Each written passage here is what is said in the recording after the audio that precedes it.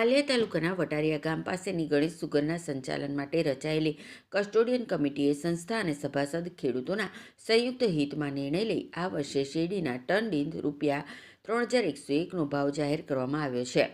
સુગરના custodian chairman Mahendra Singh મૈડા, Valia એપીએમસીના chairman Yogendrasinh મૈડા, Bharuch district બેંકના director ભામેન્દ્રસિંહ Vasadiya સહિત custodian સભ્યોની બેઠક યોજાઈ હતી, જેમાં શેરડીના ટન દીઠ ₹3101નો ભાવ જાહેર કરવામાં આવ્યો હતો.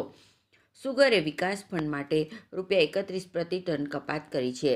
6 દિવસના અંતરાલ બાદ સોમવારે સુગર દ્વારા ભાવની જાહેરાત કરવામાં આવતા જ ખેડૂતોમાં ઉત્સાહનો માહોલ છવાઈ ગયો હતો. પહેલીવાર વાલિયા તાલુકાના તમામ સહકારી મંડળીઓના આગેવાનો એક થઈ સંસ્થા અને સભાસદોના હિતમાં આગળ વધવાની લાગણી વ્યક્ત કરી છે.